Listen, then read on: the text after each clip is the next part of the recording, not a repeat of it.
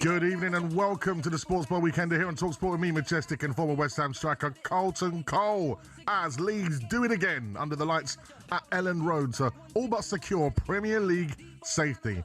Both me and Carlton have got caps on tonight, and we will be doffing our cap to Daniel Farke and Leeds United. They've not waited for anyone else. They've took the ball by the horn. They've done it themselves and stood on their own 2 feet, and they are all but secure for Premier League football again another season. If you're on the way home from that game, 03717 22 3344. Also, the housery of the season goes to the Leeds DJ for playing Smooth Criminal by Michael Jackson at the end of the game. One of the best bit of housery we've seen this season. If you're on the way back from that game, 03717 22 3344. Of course, me and Coley are going to have to be talking about the relegation battle because we're both in it, West Ham and Spurs, and loads more to come. It is the Sports Bar Weekender on talkSPORT. That's right, it is talkSPORT. Myself, Majestic, in for the Catman, Adam Cattrall tonight, and it's always nice to be alongside the man like Carlton Cole. How are we, Coley? How are you, mate? You good? Had a busy one. I know you have. You've just come off the plane today, haven't you? I was in Malta last night. Malta? In Malta, yeah. What was you doing? Sonny Fodera's festival, Sunday festival. Oh, Sonny Fodera, legend. Me and EZ. Ooh. Good vibes. Yeah. Good vibes. Yeah. Straight back to Stanford Airport. Got home, got my stuff up. DJ'd at a rave this evening already. You love it, didn't you? Big up the Centre Force crew. That's your mob, West Ham. Big West Ham mob. Centre Force. 88.3. Yeah, they know what they're doing. Celebrating their 37th year. Yeah. 37 years with the Force. Yeah. So I've been at a rave. Yeah. And they'll do a lot of work in the community as well. Yeah. Centre Force. So we support them. Yeah, big up to Andy and Danny Swallow. Yeah. And now I'm here on the Sports Bar Weekender. Yeah. In for the Catman. Where is he? On holiday, I think? I'm not sure. I think he's elsewhere doing some other things. I'm sure it's to do with sport. He's a busy man. He's like me. He's a busy man. But I tell you what, Leeds United. Got to give him a round of applause. Do you know what? Hats off. They've just distanced themselves from the nonsense, and they deserve it. They've been informed. They've played well. They've made sure that they stay clear of the melee. Does that mean Newcastle are in the mixer now? They've gone ahead of Newcastle by a point. I know they've got a game in hand now, Newcastle, but their form compared to Leeds is awful. Nah. Look, everyone above that, they're all right. You reckon? Yeah. Listen. Look. Spurs, West Ham, Forest. Yes. So Forest have a big chance to do what Leeds done. Yes. Just pull away because it's in their hands. Yeah. But obviously we're in the thick of it. We are in the proverbial mixer. Thick of it, yes. We are in the mixer. Yeah. So it's going to be an interesting few days, but I think West Ham will come through. I'm not sure about your mob. Well, we'll talk about that later on. But Leeds are all but safe after that victory tonight. They've got to talk about Daniel Farke because his job's been on the line at times during the season. When I spoke to Leeds fans, a lot of them are like, I'm not sure. Is he going to be the man to keep Leeds up this season? It looks like he is. Well, it looks like I think he has. And you've got to understand, I think he's been up with a few teams, hasn't he? And then he's gone straight back down with the team because lack of investments. But with Leeds, he's done really well. And he's kept them afloat. And he's, I think, his first time keeping a team in the Premier League. I think it is. Correct me if I'm wrong, but this is So I think this is a massive thing for him to, as a manager, to turn the corner. Yeah. And be seen as a Premier League manager. And Leeds as a club to turn the corner, to stay up, have another, the second season. Yeah. You heard Aaron Lennon there. Good to hear Aaron Lennon. Yeah, great that was refreshing, isn't it? Good to hear Aaron. I love Aaron. He's the top man. And he was talking about the second season is even harder, right? Yeah. So what recruitment? Is that the word? Recruitment is what Leeds United need to do. Recruitment. They've got owners who are ambitious, who want to spend money. They've got a great fan base, Leeds. Yeah. Ellen Road is a difficult place to go. And you know what? They've deserved Premier League survivor because, as I said, they've done it themselves and not waiting for anyone else, and they've played good football. Let's talk about Calvert-Lewin quickly. Oh, listen, you're a striker. Yeah. Tell me what he's done so well. For what he's done, like, he's the focal point of the attack. Yeah. They use him very well. Old school, strapping lad up front type of striker. This type of striker that's been going out of fashion for so many years. He's gone to Leeds to motivate his career again, to try and get it going. At Everton, it didn't really quite. He never got going. He was always getting injured. Well, the injuries starters. really did. But we always knew there was a brilliant player in there somewhere. Now he done so well that he gets a call up with England, and he self-admittedly said that he didn't expect to be in this position. Yeah. So he's grateful. Now, when he does get the chance with England, I don't think he done really well. I just don't think he grabbed his opportunity. But when you look at the form in the league and what he's doing and how he's the focal point of an attack, England can look at that and say, do you know what? If I put an arm around him, he could be an option rather than Harry Kane. He's a nuisance. He draws in 2-3 defenders and gives others space. That's his job. That's just creating chaos. And that's what he does. He's the type of striker I show my 9-year-old boy who plays up front. Yeah. And I show him, sometimes you're not scoring goals. Yeah. Sometimes you still got to affect the game, though. Exactly. And you know what? As much as you scored goals, you was a nuisance as well. Yeah, that's what was half my game. Like, that's what I'm saying. You got to cause a lot of havoc up there and try and draw in the defenders, create space for others. It's an unforgiving job. It is an unforgiving job. And people don't realise, because if they don't see your name on the score sheet as a striker, you get rated as that. But there's other roles that a striker can do if they're not scoring, you know, and I think he's an integral part of their lineup going forward. Absolutely. So Leeds there with all but securing their Premier League survival. Let's go over to Dan, who's a Leeds fan. He joins us on the Sports Bar. How are we, Dan? Good evening, lads. How are you doing? Hey, they come. Leeds United. Go on the Leeds. Go on the Leeds. I want to start off, right, by saying to somebody, I do apologise for how I slagged you off during the middle of the season, because there was a fan who came on before when we started picking up form, and he said, where's Dan the Leeds fan complaining about Daniel Farke? I'm here, mate, and I do apologise, right? It was you? It was me, mate, right? I love that. It was me last season who said, yeah, and I'll still stand by it, right? Mm-hmm. I hate the Premier League for the VAR. It's horrible, mate, right? Yeah. But you know what? Fair play to us. We stayed up. We battled. After results this season, nobody expected. No. I mean, you know, the obvious one, yeah, fair enough, Chelsea fans, and I hope you're hearing this. You beat us at Wembley, but we took 4 points off you, and you've helped us stay up. Thank you very much. Ooh, there's the old school battle. Well, Producer Jackson, Chelsea fan, he's laughing. You know what? You'll take that, wouldn't you? You'll take that. Of course you will. Do you know what, mate? Seriously, fellas, I wish we could do it just simply, but we can't. We always have to do it the hard way. It's more fun in the end, Dan. It's more fun in the end because you wouldn't have it any other way, Dan, mate. You like doubting your team, and then you like them to prove you wrong, right? That's it, mate. Yeah. Upwards and upwards, innit? Good lad. Yeah. Good. I love that. Thanks for your calls, fellas. Thank you very much. Top man. Dan, is Daniel Farke still the man to move forward next season? No, mate, Jose Mourinho. You are something else, Dan. You are something else. Brilliant. Thank you very much, Dan. Listen, we like fans that stand by what they say. They say one thing in the season. He's still got his doubts. Yeah, but listen, football is an ever-evolving scenario, isn't it? Well, one thing you can say, oh, they're no good. The next week, they're world-class. Yeah, it can happen, can't it? Yeah. But it was a massive night for Leeds. I didn't think I'd see anything other than a Leeds victory. Well, they're in form, aren't they? They're in great form. Burnley, of course, they're just down and out. But as you said, it's just all about banter after that with the Michael Jackson thing. Tell me what happened, because I didn't clock it. Literally, as soon as the game finished, Leeds played "Smooth Criminal" by Michael Jackson. That's top. It's been a great week at the box office for Michael Jackson, but a bad week in the football. It's bang out of order, that is. 03717223344 is the number to give us a call on the Sports Bar Weekender. We are now open. Burnley fans, we want to hear from you next season. What we're going to be doing in the Championship. Who do you want in?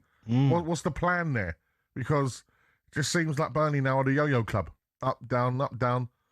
Yes, it's like Sean Dyche era was a massive era for them. Of course it was. And he was working miracles, wasn't he? He was working miracles, and he was always around it, but he'll always survive. Yeah. Now they've kind of come away from that. I wouldn't back them to survive if they come up again. I think it'll be the same again if they don't have the right investments. And promotion. And it's hard for Scott. It was hard for Scott Parker. I thought Scott Parker did a great job. Obviously, the Premier League is a complete different beast. Yeah. And almost like we know Scotty Parker is brilliant at getting people up for the Championship. Yeah. So it's almost like he's a great coach. Maybe you should have stuck with him.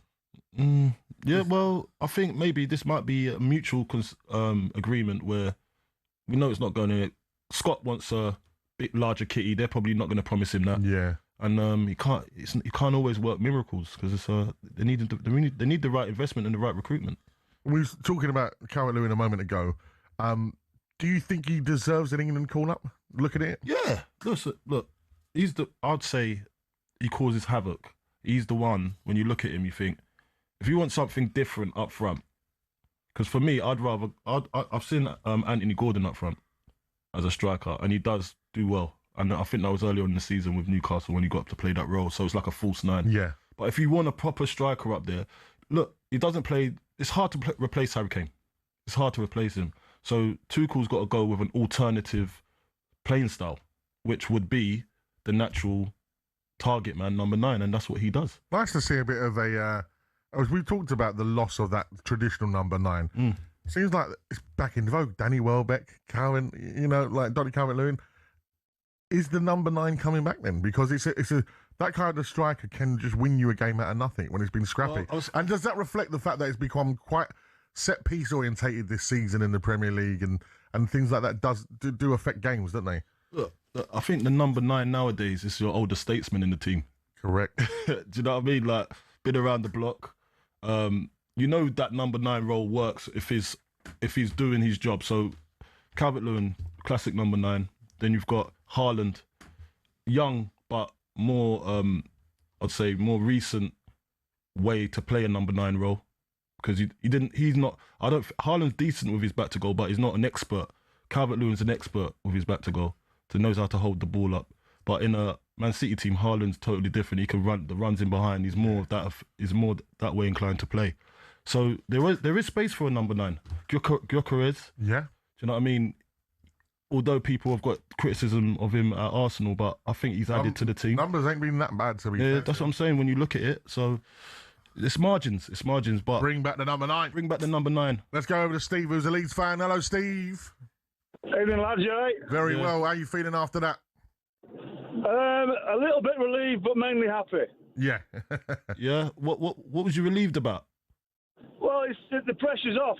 After winning at Old Trafford, I thought, that's it, we've got it, because Spurs ain't got 9 points in them. But now, I think we've just secured it with that win there.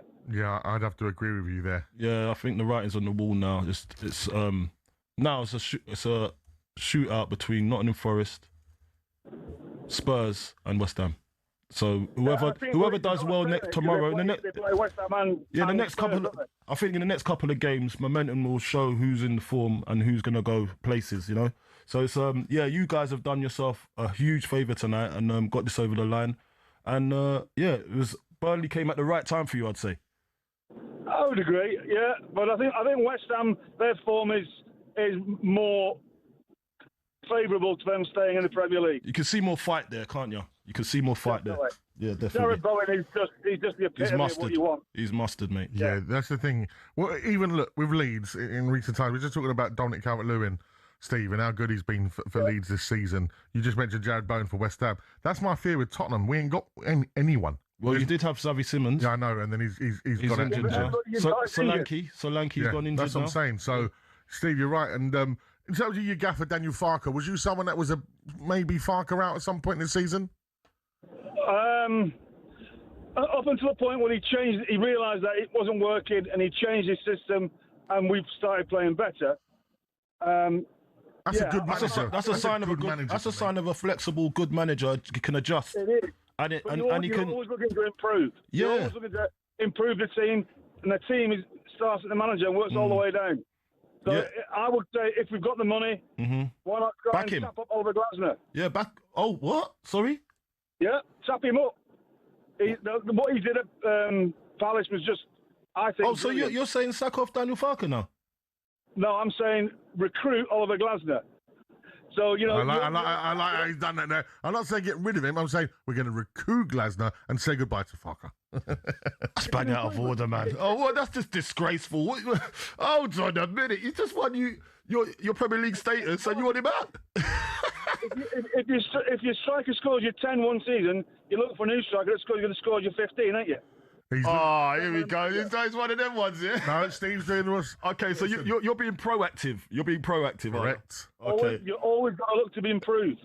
Always. You can't just sit still and go, Listen, mate. Steve, we've had a message here from Guy in Worcester, and see what you make of this. He said, "Evening, lads. I've been backing Farke all along. It was winding me up. All the talk of him being sacked, especially before the season even started. He's got to be up there with Bielsa now. What do you make of that?" That's a little bit delusional. You ain't having him, Steve. Farke kept you up. At least Farke kept you up. Oh, that's bang out of order, mate. That's bang out. He's done a great job. That's what they say. There's no friends in football. There's no friends. No, you can. We can do better. We can do better. I love that. Steve, thank you very much. Steve, the Leeds fan, who's happy, relieved, but we can do better.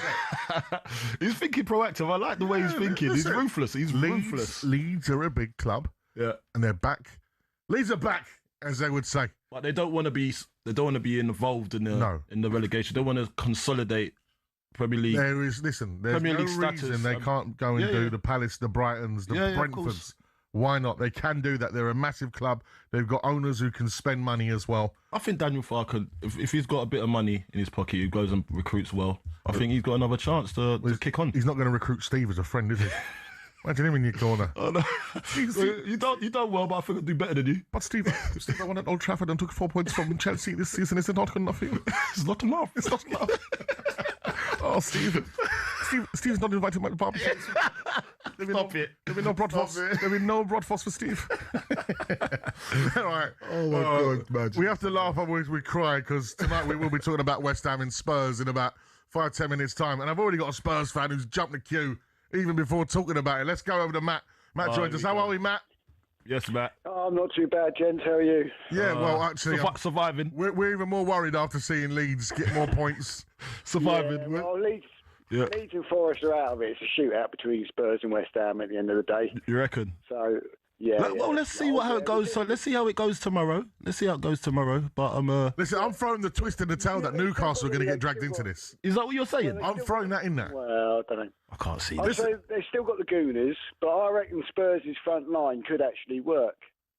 Right, go on. You were talking about nuisance strikers and being, a bit of a random chaos merchant. Yeah. That's exactly what Richarlison is. Yeah. And he could be number 9. He can come off he just appears places. Like he got the toe in the other night. He's just like a chaos merchant. And he's got to play for Brazil as well, hasn't he? He wants his Brazil place in the World Cup. He hasn't been playing much. He needs to hit a bit of form. Moani and Tell are supposed to be knocking on the French squad door. Both got points. They're knocking on the championship door at the moment. Yeah, exactly. Do you know what it is? Do you know what it is? I understand what you're saying. They could almost, if Moani's actually playing his proper position up front as a proper striker, not off the side, but as you know, and then you've got that little triangle. We've got an engine. We've got Gray and Gallagher in the middle of the park. We've got Paulinho. We're not short in the middle of the park anymore. We've got players to come off the bench. We've got 2 decent wing backs in the Doggy and Spence. On their days, they could be a menace. They can do some decent crossing. And if you've got Richarlison to hit and Moani to hit, and Tell doing a bit of work, he works. He got the corner the other day, so he does the work. He puts a shift in.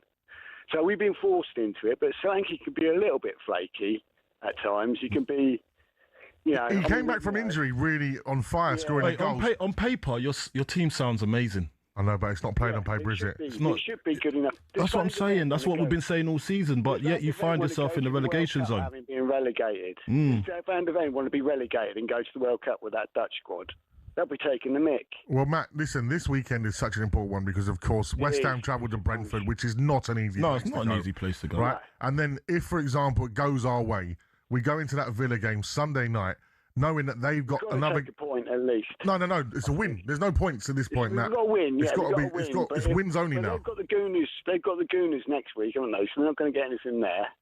Well, you don't know. Listen, this is what I'm saying. No one ever saw Leeds going to Old Trafford and getting 3 points. Yeah, but Leeds are now safe, and we've got a point to prove, and they're at home. If we actually come back and... I like his positivity. Matt, I need to get you on the Inside Spurs show. You're very positive. It's a false hope, but you've got to get, we're last chance saloon now, so it's either they step up to them. Richarlison's been there before with Everton. He has, to be fair. He's actually been there. Do you know what? We haven't got Romero and we haven't got Rosario. The two biggest liabilities that have cost us a shed load of goals this season. But you know what? Look, when you was talking about Richarlison, he could be like the deciding factor for you to get a goal or two, cause a bit of chaos up front.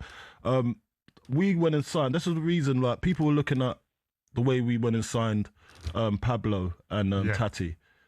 They're not going to offer. They've not offered us like loads of goals, but what they have done is unsettled defences for the likes of Somerville to create, Bowen to create, and then you get Souček coming in on the late run. So every player, as soon as it's ticked, it starts to click. That's when you start to see momentum. I think we started to see something. We saw life at Spurs. Yeah, we did see life at Spurs, but there was but it just didn't go your way. There was luck. Sunderland was self-destruct. Even the Wolves game. Well, that was turgid, but so, we did it. But you done it in the end. So look, exactly. If you'd offered me a turgid 1-0 win at the start, guaranteed, I would have taken just take it. You just need to get the points. You just need to get the points. So, it's a great call, Matt. Thank you very much. And we will be talking more about that relegation battle, which seems now to be a shoot-off between Spurs and West Ham, possibly Forest. But there's lots to go on. Oliver's night fishing right now. He said, talkSPORT in the ears, and it's only big match. Great show. Ask Carlton who West Ham should sign if they stay up. I don't know. I've got my ideas, but I'm not... Spurs players. Do it the other way. All the Spurs players. Kudos back. Kudos back. We can't do that. No, you're not going to have Kudos back? No. Anyone from RC Dev? No. I don't really fancy any of your players, to be honest. I don't.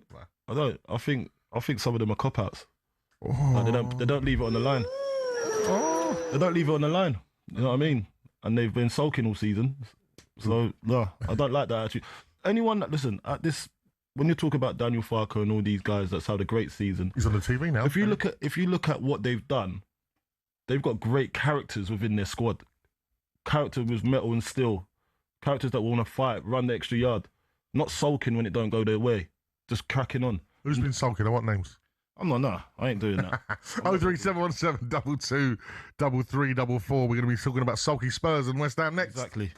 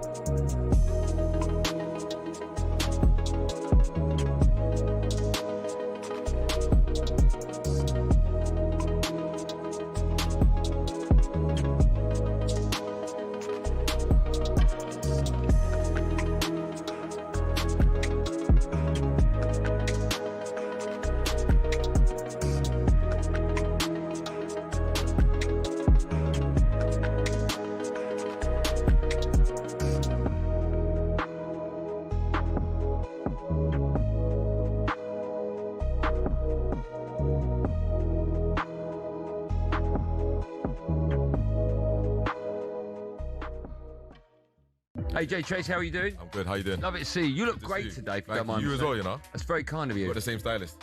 Have you? Yeah, we do. Yeah, we do. We're part of an agency, which is something, you know. Yeah, we were very close to wearing the same. Were you? Yeah. I was going to wear that. No, I was going to wear that. And instead of my hair like this, I was going to do my hair like that. I was going to do my hair like that as well. It makes sense. Good. Are you good? Are you well? Yeah, I'm chilling, man. I'm very well. Is that your own little brand then? I wish it was my brand. Oh, okay. Why is it double Adidas? Oh, it's a secret, special Adidas.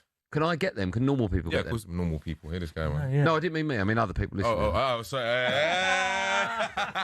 Cheeky. What have you been up to? Last time we saw you was about 2 weeks chilling. ago. Today, I went by the Adidas office, got some bits, got some clobber, so I can look good for you lot. Can we do that? Of course you can. How do we do that? Of course you can. I'll put you in touch with a guy. I know a guy. That's nice. And then, came to see you guys, and I got a song dropping after this, so a busy day. Oh, after this? Yeah. Literally, after this is aired, the song will come out an hour after this. Why is it not being aired on this show? Why can't we play it? Yeah. Boys, listen, we can text each other unreleased songs and we'll do all that. You know what I'm saying? You get the first preview. Yeah, but next time, definitely next time. No. You listen. We want it on our show. Has one network got it, the first play of it? No, they don't. I don't know who has it, actually, to be honest. Have you got it on your phone? I do have it on my phone. Can we play it? It might be some profanity in there, so I don't want to get you in trouble. Joe's fine. Right, you like the name of the song, though? The song's called Charisma. Oh, I like that. Has you read about me? In Charisma the footballer. Oh, That's the I one. thought you meant charisma. No, because then it would be Charisma. You know the Travella, you know the... Yeah. On the outside of the boot. Yeah, Oh, rude. wow, okay. Could you do that? Outside of the boot. Can you do that? Yeah. Not. I can't do the whole. I can do outside of the boot. Not in these shoes. Could you score like that? Oh no, he's outside the foot. It's different. Different, innit? Different.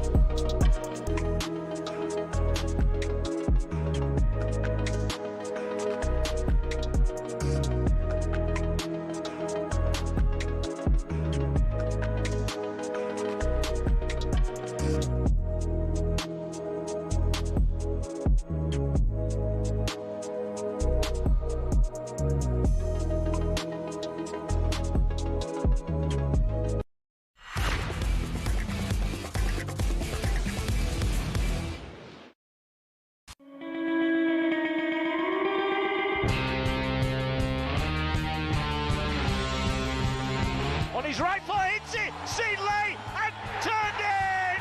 Leeds have got a third goal! Tanaka's shot, it's Calvert-Lewin who reels away in celebration. The full-time whistle draws to a conclusion. Leeds 3, Burnley 1, and Leeds United are now 9 points away from the drop zone. Hey up, you're listening to Sports Bar Weekend here with talkSPORT. Bet download up to date for all latest odds and offers. 18 plus. Gambleaware.org. My Leeds accent. Do you like it? I like that. In my normal accent, you are listening to Sports Bar Weekend with talkSPORT Bet. Download the app today for the latest odds and offers. 18 plus. This guy, man. Gambleaware.org. I just see producer Jake shaking his head. It is the Sports Bar Weekend now. And now Daniel Farke. You're listening to Sports Bar Weekend. No, we won't do that. Leeds United. Even though we're in a relegation battle with them, I have a massive soft spot for Leeds United. It's probably because one of my very close friends, Bo, his stepfather, Patrick, is a big Leeds fan. Really? You don't talk about Leeds enough and talk sport every time I You've got to give us something to talk about. It was a massive deal that they came up. Like, obviously, you love seeing Leeds in the Premier League. Look, massive club.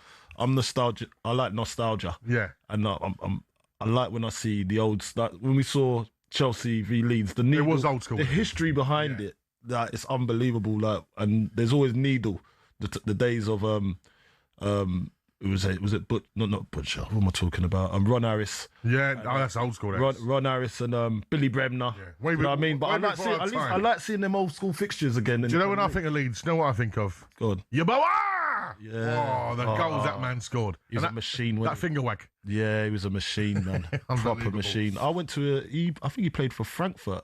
Oh, really? Yeah, back in the day. He's got a massive, what's those, a mural in the city over there. And I went to see it. Like, he's a ledge over there. Proper ledge. Wicked old school shirts Leeds have as well. Their old school shirts were very good. Yeah, it's like Leeds, man. It's just, there's something about that. But I played there before Ellen Road. I played at Ellen Road before, and you just feel it's just tense. It's old school, isn't it? Old school, but it's tense, and they get behind their team. It's like you are playing against the 12th man. Yeah, you know what I mean? Listen, you set the vibe straight away. Even from a musical stance, Leeds is a great city. Yeah, DJ, and I've got a big soft. Oh, is it? Yeah, yeah.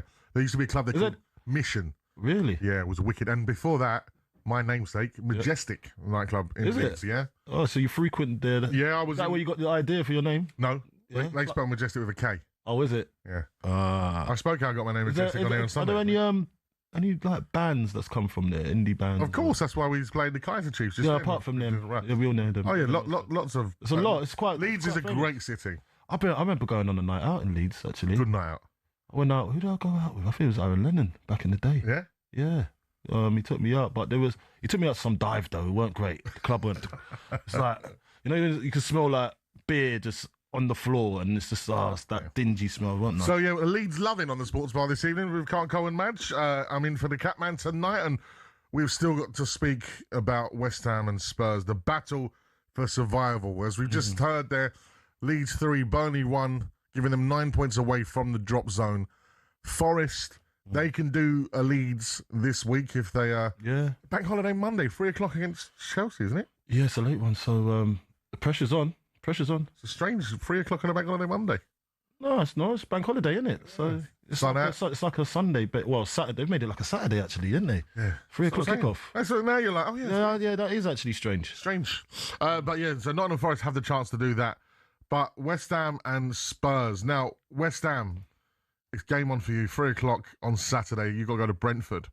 So by Sunday evening, when Spurs go to Villa, it's a 7 o'clock kickoff. It's going to be here on talkSPORT, meaning that the final word with Pards is on afterwards. We got a late one. Me and Pards, 9 o'clock. Past Pards' bedtime. Yeah. You'll only give you an hour, a strong hour. Strong hour. I'll give you a strong hour. No, Pards would all give me 100%, mate. The gaffer would give us 100%. Villa Spurs, Sunday, 7 o'clock kickoff. So, in an ideal scenario for me as a Spurs fan, Brentford give us some hope. They beat you lot, and then we go into the Villa game going, we can get ourselves out of the drop zone tonight with a win at Villa. Because, of course, when we was beating Wolves 1-0 and you were drawing, it was, we're out the bottom three, and then all of a sudden, 2-1, he comes up. Bosh. There he comes again. Mr. Goal bonus. Listen, mate, you say it some more times, you might believe it. Listen, I'm creating... You're speaking it into existence. I am creating my scenarios are as simple as this. Yeah. Is Spurs beat Villa on Sunday, which is going to be very hard, but my thoughts on that are they've got the biggest game of their season on Thursday night that they got their eyes on. They have. For Villa, they've got to beat Forest. They can't not beat Forest. Yeah, you're right. You know, they're already kind of secured in the top 5, aren't they? They seem pretty cool there. And at the end of the day, if they go and win that trophy, they get Champions League football anyway. So I'm sure Villa fans want to win a trophy. So what you telling me? They're going to down tool for your game? I'm not saying they're going to down tools, but that's what you're trying to insinuate, mate. I'm going to say that he's going to make some changes. I think. Mate, momentum's massive in football. What changes can I know that. And at this stage of the season, you can't just be making drastic changes. No, you don't need 10 changes, but you know what I mean. So I can't see it. I know what you're hoping for. Do you think the players will be a little tired? No, from a Thursday night battle. No. They'll be up for it. Give me some hope, Coley. Jeez. No, why would they be tired? They're fit. At the end of the season, they're fittest now. This is when but they played a lot of games. Oh yeah, so you're saying they're jaded. Yeah. I'm hoping. Mentally and physically, like scarred. They can't perform. I think they'll be all right, mate. You just need to perform. You haven't performed all season. No, we haven't. So you're depending on a team to be underpowered. This is what you're doing. But this is for me, yeah. With De Zerbi coming in, it's 4 points out of the last couple of games. Oh yeah. I'd say that's a good sign. It's a good sign. That's why I'm saying there was life. Gave you a bit of CPR. You know what I mean? Little CPR. But I'd say, look, I don't think you're. I think you are where you are, mate. You are where you are. A couple of points behind you. Yeah, that's it, and that's going to remain like that. It's going to remain like that. I just think what it is now is just how it's going to finish. I just got a funny feeling, and I'm not being biased. I'm being actually open-minded for this. Okay, I just think you lot haven't. When it could have gone your way, as you said last week, when you beat Wolves, you're thinking, we got the job done. Then bosh, we score. Then you get injuries as well. It just seems. Well, it seems like you're unlucky. The last-minute Brighton goal, Sunderland, the 1-0 deflection. Yeah, it just seems like you're unlucky, mate. In terms of West Ham, though, do you think you're going to go to Brentford and get something? I think we can, yeah. What, win? We know, yeah, I think we're going to leave it all out. I don't think any game, like, when you look at the rhythm of, like you're saying, we might not get no change out of Brentford. I think at this time of the season, when you need to go and give that extra 10%, this is how you break that hoodoo. Do you know what I mean? Because I know Brentford are really good at home as well. But I think we've got enough to go and turn them over there. Like, who would have thought that would have beat Everton? No one had us down for that. So miracles are happening, and I realise you can't write any team off at the moment. Brentford have the opportunity, apart from if you're Burnley and Wolves. Listen, Brentford have the opportunity to go into possibly 6th position, right? They're going for Europe, and they're at home. Why are West Ham going to beat Brentford? Well, I don't think. Do you think they're going for Europe? Do you think they're? Yeah, they are. Yeah, listen, they're on the level points. They're on level points with Chelsea. 4 games. I understand what you're saying, but listen. The top 5 looks like we're hard to beat. Look at our form. We're hard to beat. You can't just come and take point. We might get a point. We might get a win, but I can't see us losing. So that's how confident I am. Okay, because you went away to Palace. You drew there 0-0. Yeah, that was a hard-fought game. Away to Villa. We were disappointed with that 0-0, by the way. I'll tell you, your big win was that 1-0 away at Fulham. That was a big win. Yeah, massive. But we were disappointed with the Palace game. We thought we should have won it. We felt we wasn't adventurous enough to go and get the goal.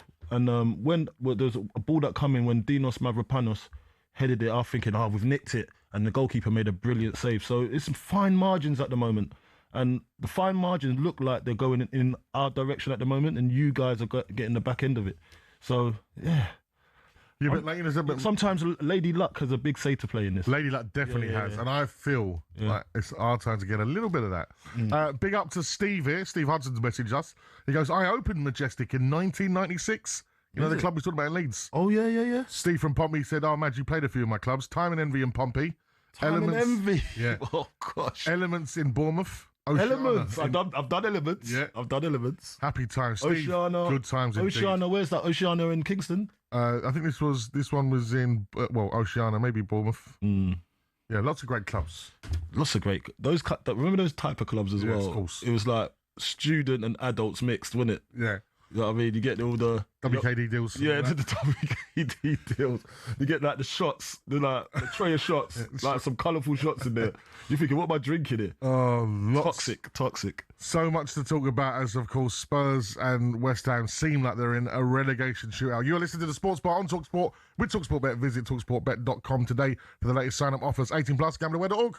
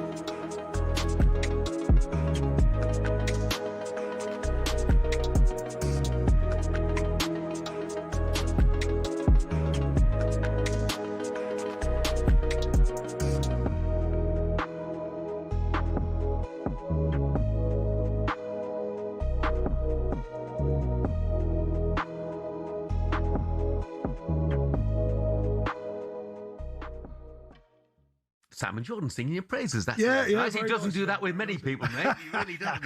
I always have a little spar. Have a little sparring match. Look, Burnley have got to have a great chance of bouncing straight back next season again.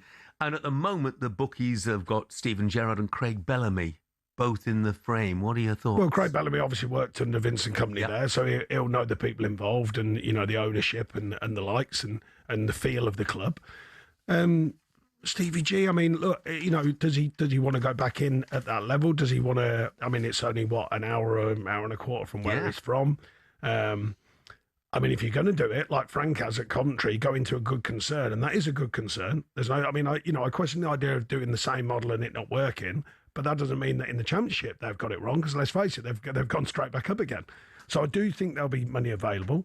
I do think they'll retain some good players there. Certainly, with all due respect, Championship players who know the Championship, who can do the job in the Championship, and they might bounce back stronger. So I get why that would be an attractive proposition for Stevie G. I know he's a world famous player and stuff, but he's up and down with the management thing. Been over in Qatar, obviously, a lot made of that. Comes back. Is he ready to go again? And a good platform for him, I feel. I'm bound to say that. I'm biased towards Burnley, of course, from my time there. But I do think it's a good club, a really, really good fan base. I don't think the fans are carried away with it. Well, they certainly weren't. They were very, very honest with the situation. Demand will be high, but not silly high. There'll be a demand, can we go back up, of course, from the fans, but it won't be crazy.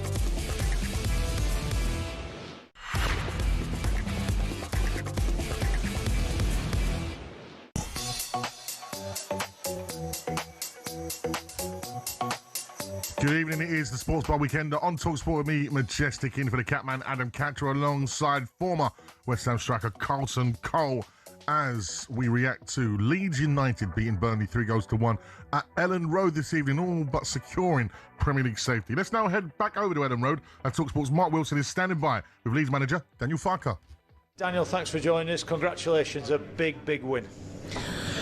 Yes, of course, a massive step for us to be after this game on 43 points.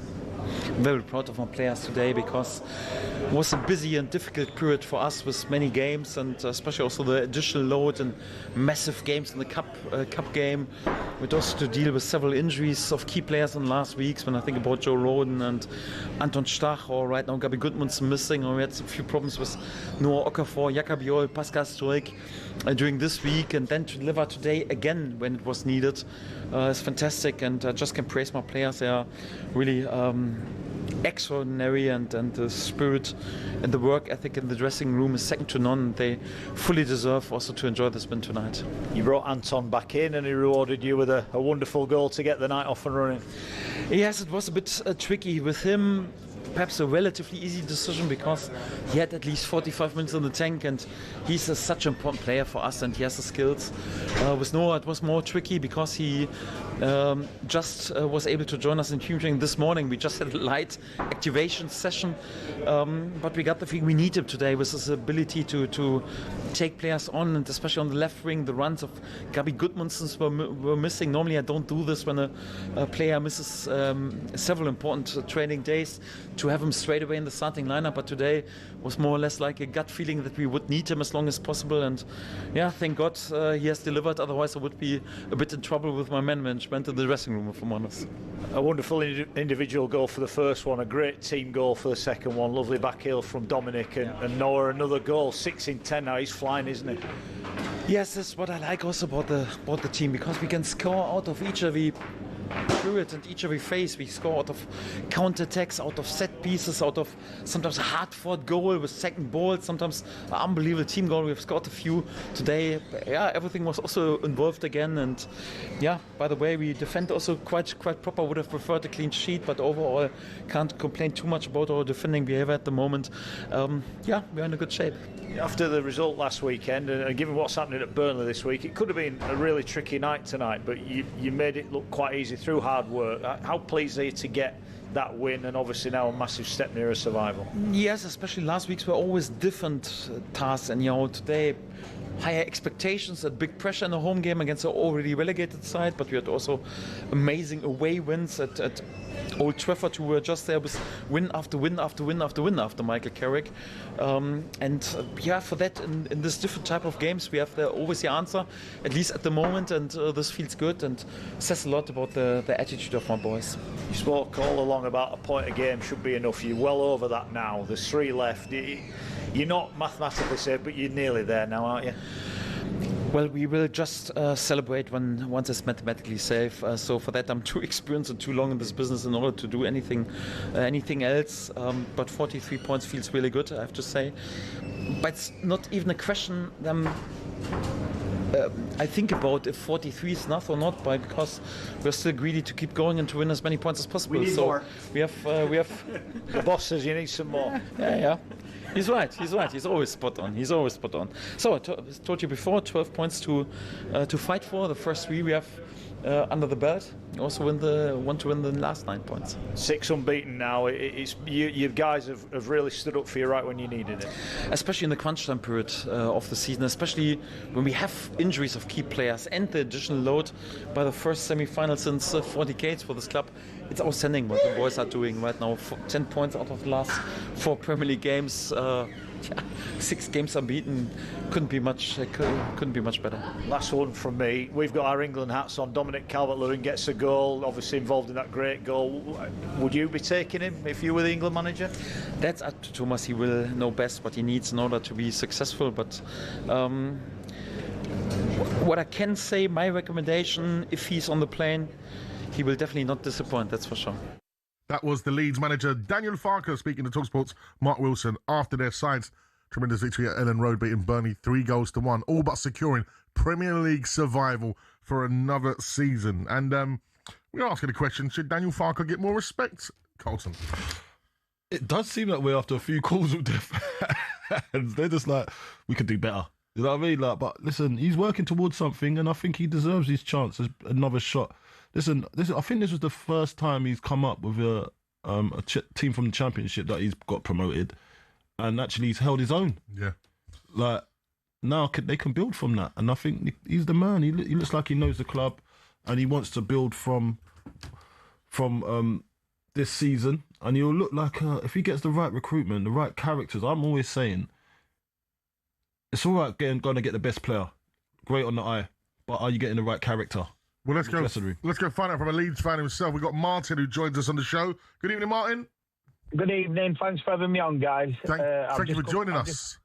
I've just come back from match, and Farke is the man for us. I don't know what some of these Leeds fans are saying. He's definitely, I think you've got to give him another chance for next season. But I just want to say I'm glad you two are both on, because I'm going to, obviously we play Tottenham next. And last time I went to Tottenham, it were at White Hart Lane. And also, I'm going to, last game of the season, we're going to West Ham. Last time I went to West Ham, it were at Upton Park. So it's going to be interesting to see what your new grounds are like, both of you, if you know what I mean. Well, what are you going to do? You're going to call back in and give us a verdict? Whose is better? Well, I'll be honest with you. I think Spurs are on a little bit of a roll now. I do see a bit more fight from West Ham, I'll be honest with you. West Ham, just looking at it from a neutral point of view, but Spurs have picked up under the Zerbi. So, like Daniel Farke, I think the thing with Leeds is, like Farke has just said, he's staying grounded. He hasn't said we're up yet. It's not mathematical, and Leeds have been like that. But the atmosphere tonight were amazing. I've lost my voice, honestly. It's been absolutely fantastic. Was you setting the vibes? Was you getting the songs going? I were in top, mate, and it was just top honestly, of your voice. And I think the thing what you're on about with Ellen Rose, it is a bit of a fortress. And I think a lot of Premier clubs now, they've lost that, where Leeds has still got that, like, hostility, if you know what I mean. Yeah, it's a hard place to go to. Like, look, I remember when I was playing, when we was in the Championship, we went to Leeds, I think it was, and I didn't feel comfortable, you know, because your fans were just hostile. Like, it was weird. And that does play a part when a team, maybe with, I'd say, lesser characters that can handle that type of environment, they fold, and then that's when you win games. Yeah, I mean, when we went down to League One, it was amazing. We're going home and away. They couldn't believe it. They put us down there, because we were taking like 8,000 Leeds fans away, filling all grounds up, and they were crazy. It's intimidating, mate. It's intimidating. I don't care what you say. It is an extra man. It is. Well, before I go, I just want to say I wish both of you the best of luck. I know somebody has to go down, but I do. I am looking forward to seeing what this. Obviously, like I said, put it this way, and Upton Park. So I can't wait to see what. Put it this way, Ryan, it's a great day out at the Spurs Stadium. Hold on. Let me get it. What would you rather see, Ryan? Right? What would you rather see? Millwall, West Ham in the Championship, in the Premier League fixture. You know, the needle between us. Yeah. That's quite tasty. Yeah. Or do you want to see another derby, North London derby, where you know there's always one winner and it's always Arsenal? It's hard for me because Leeds hate Millwall and Leeds can't stand each other. Yeah. So you're talking from a different. Okay, all right. Yeah, we don't like each other. Okay. Yeah. You can't. You know what I'm saying though, didn't you? What I think is West Ham have been up and down. Tottenham have never done it. It's not the end of the world if Tottenham do go down. Well, they've never experienced it before. Leeds have gone up regular. Leeds are a big club, and it is not very nice. But if it does happen to Spurs, it's not the end of the world, if you know what I mean. It is. I think it is. It's £250 million it seems that lost way now. But look at Leeds now. We've been up and down loads of times, mate. And honestly, it's not the end of it. So you're saying Spurs are going to be like the new Leeds, then? Yeah. I've just got a funny feeling out of both teams. I think West Ham have got more fat. I don't like to say that to you because I like both of you. But listen, mate. See it because at the end of the day, Jared Bowen cares deeply about that football club. Souček the same. Those people playing for the football club play for the badge. They play for the badge. And you look at the Spurs boys and you question it sometimes. Quickly, Martin, just before you go, I've had a message here from Laura. Laura's a regular listener, Laura Campbell. She says, I'm sorry, but I want a good old-fashioned, glamorous Leeds United manager. What do you make of that? Cool, blimey. No, I think Farke has done an absolutely fantastic. Since we changed this formation, especially, I think you've got to give the man a chance. He's kept us. Well, it looks like he's kept us up. I think you've got to give him another season. Yeah, he's shown adaptability. Like he's not too. But you know, like most of the managers nowadays, they got their system. And they basically say, "No, I'm not coming away from this. This is my philosophy." Yeah, but he's shown character and says, "You know what, lads, it's not working. Let me change it up a bit." And he's flexed his muscles a bit and told them, listen, this is how we're going to play now. And they bought into it. The players bought into it. So he's obviously got good man management skills. Yeah. And he's actually stuck to something that he thinks that's going to work this time, and it worked. And keeping him in the Premier League. And that's the only thing he had to do. I'd be so disappointed if the owners now said, "Oh, thank you, mate. We're going for a bigger name." You are listening to the Sports Bar Weekend here on talkSPORT with talkSPORT Bet. Visit talksportbet.com.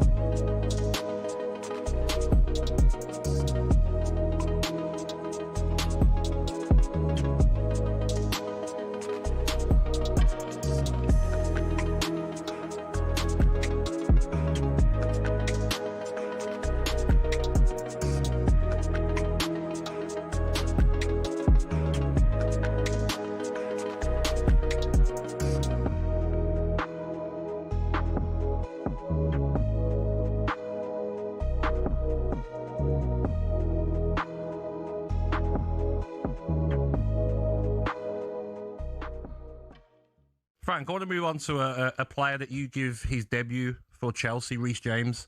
How important is he for Chelsea and also for the World Cup in the summer? Yeah, Reece, what an incredible player, an incredible lad. I've been really pleased with how he's taken to the captaincy there as well, because I think from afar, I feel like I've seen him grow into that position, because he was always quite a quiet lad, Reece. Kept his thoughts to himself, but when you did speak to him, he was very articulate. But the quality level, Gabby, I mean, when I first went to Chelsea, I had a good understanding of the academy because of the lads that were working with me. But to see his talent level, I mean, I've never seen someone who gets a 70-yard cross-fielder and just brings it down in his chest and then can do whatever he wants to the ball. It's a really incredible technique. But his whole game that he's got now, pace and power and the quality levels. So, yeah, massively important for Chelsea. You see that when he's not playing. He's managed to play more regularly this season, which has been great, but obviously out recently. And yeah, without picking Thomas's squad for him or his team, I think Reece James is one of the best right backs in the world, without a doubt. And yeah, want to see him fit and playing again because he's a special player. So how do you rate our chances at the World Cup, Frank?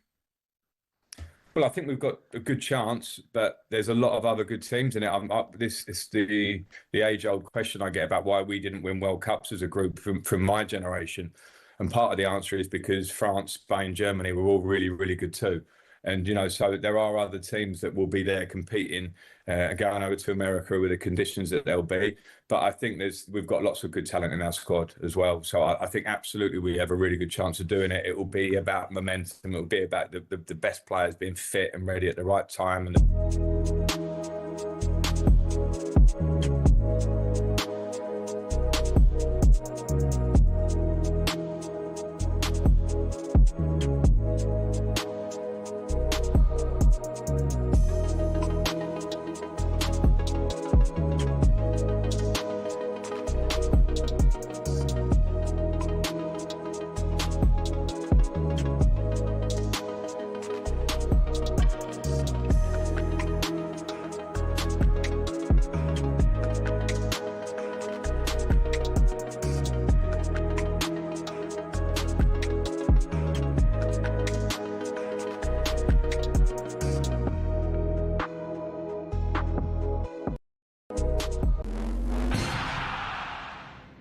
Let's be honest, we've all found ourselves raging at a referee's decision at some stage.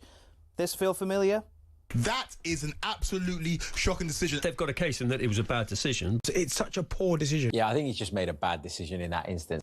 But what does it take to get to the very top of football refereeing? Every referee starts with their county FA. It's a simple training course and you can take it as soon as you hit your 14th birthday. Once you've done that, you have to go through at least 11 hours of face-to-face training. You'll then graduate as a Level 7 official, which means you can take charge of county-level games. But hold your horses, there's still a long way to go to get to the Premier League. Your next step is to spend a year each at levels 6, 5 and 4. This covers the top of the amateur game. Only at level 3 do you start doing Northern Counties or Isthmian League level games, for example. If you've done this all quickly, you can reach level 2 and ref your first National League match after, I don't know, 6 years? After getting enough experience at that level, you can apply to be a referee in the EFL. There's an interview, people watching you do games, and then, if the EFL are happy, you'll be granted a level 1 licence to ref in games in League 2 and above. Now, they don't just say on you go to the Premier League, you have to work your way up through the divisions. Only after years of hard work and refereeing on cold Tuesday nights in Stoke can you be considered to do matches in some of Europe's very best stadiums. Now, who was the youngest to reach the very top? It was actually Michael Oliver. He reffed his first Premier League match in 2010 at the tender age of just 25. So if you want to follow in his footsteps, crack on. It'll only take you roughly a decade, thousands of hours of work and an incredibly thick skin. In total, there are 37,000 registered referees across England, but the PGMOL has only deemed 21 good enough for the top flight. That means there's not even a 1 in 1,000 chance you'll even make it in. Obviously, referees can make mistakes, but when you think about it, having a go at them is kind of like slating a brain surgeon.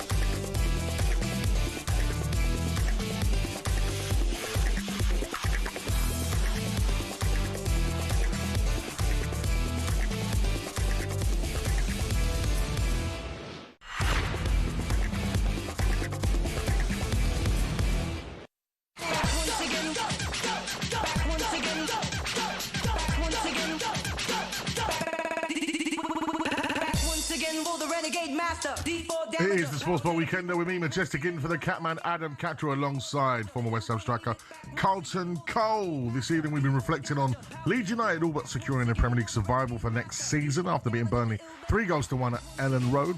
We've been getting into it. West Ham against Spurs. Is that the relegation shootout that we're going to see towards the end of the season?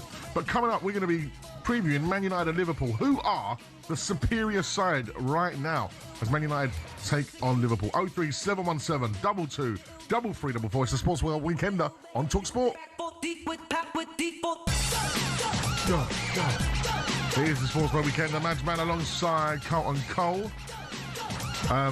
Remember, you know, like one of your songs they always sing was Carlton Cole, like "You Are Gold." Spandau Ballet, yeah. I've only been asked to remix it.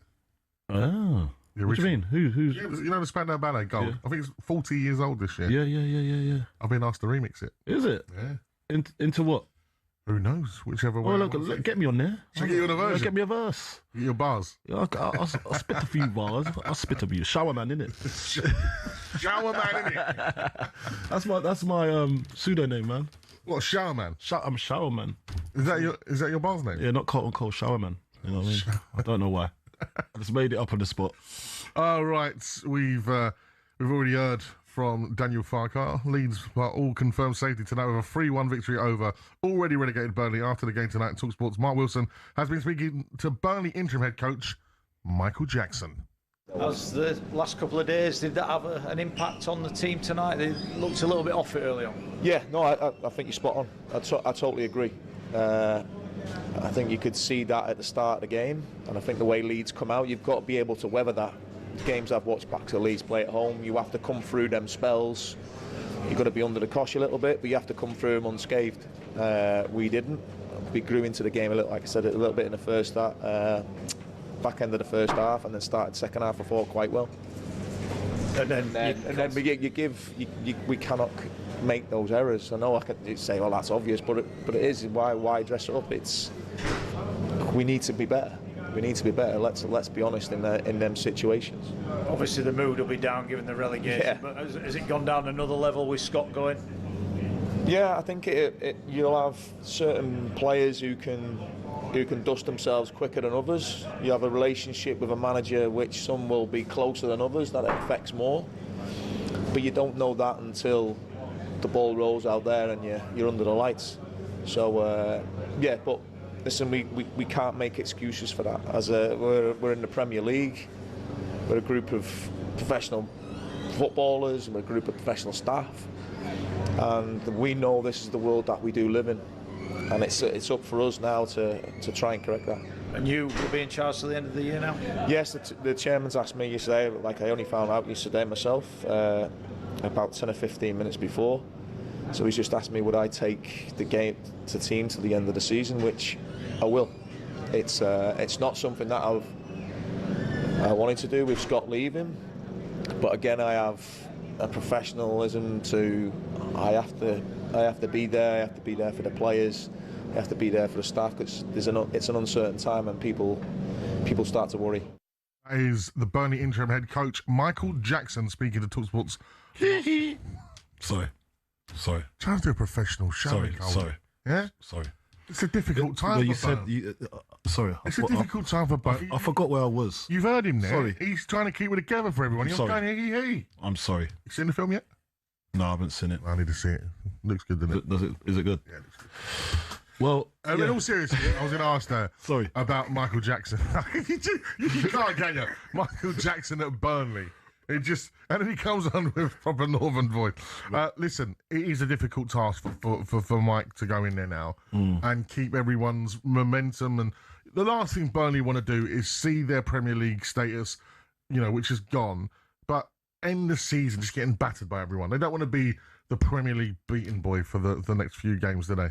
No, you got to have a bit of pride in it. Like professionalism is key factor in this part. Like says the man that just said he. Yeah, don't talk. That's to me what about I apologize. Don't talk to me about professionalism. Apologise 10 times. But listen, Burnley, they host Aston Villa. Yeah, they go away to Arsenal, and the last day of the season they've got Wolves. It's not easy. No, it's not. But look, you can only go out there and do, as I said, do a professional job, play for pride. You're a professional footballer. You got a professional contract. You got to go and do a professional job. Obviously, the season hasn't worked out for you in that phase of when the chips were down, you didn't find enough to get this job done. But that's just a bit of the quality that they got, and they haven't got a lot of quality to their disposal. You know what I mean? I look at them, I think they weren't a walkover. They played some good football at times under Scott, but just the quality. It was the same under Vincent Kompany. Yeah. Same thing. It's a unforgiving job. Yeah, it is indeed. But how difficult is it going to be for Michael now, just keeping everyone's energy up? And I even said the people in the club, it's an uncertain time for everyone, isn't it? Because I'm sure if you come out of the Premier League, a lot of people will be looking around at their jobs and be going, ooh, I got a job next season. Well, listen, nothing's guaranteed in football anyway. Do you know what I mean? Like, you know how you can sign a 5-year contract, be sacked next week.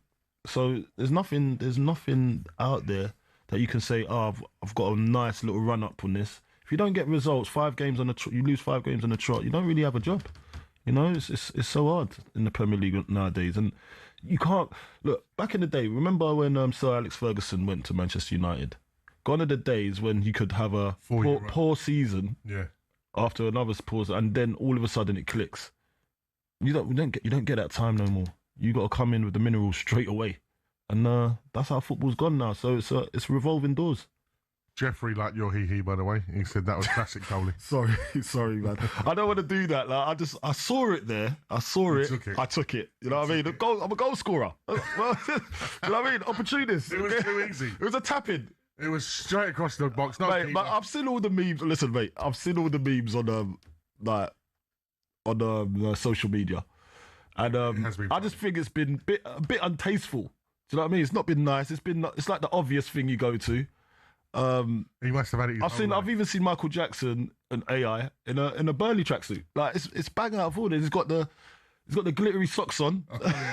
And black shoes. I need to see this. I'm like, he's got a Burnley tracksuit on. It's bang out of order, like what they're doing. But it's the obvious go-to, and I'm like, look, come on, give me a break. Right, we've opened the Tottenham Hotspur seal because loads of Spurs fans are now messaging me going, Madge, what's your opinion on Spurs having back-to-back relegation? Both Tottenham and Why are people even thinking of you in that light? That's just bang out of order, isn't it? Both Tottenham and Real Madrid have had over 50 injuries each since we've both had our new pitches. If we go down, those injuries ain't going to go away next season. Our club is in big trouble and there's nothing we can do about it. From Tony. What do you do you think you need this reset? Do you think you need a reset of mentality and realism, like reality? Because when you can't be flirting with this. You've been flirting with this for quite a while now. And you've had this feeling for two seasons. But yeah, you mastered over with a nice little win in the Europa Conference. We had a Harry Kane and Son. This is the first season. So that was just the only thing that was keeping you up? Pretty much.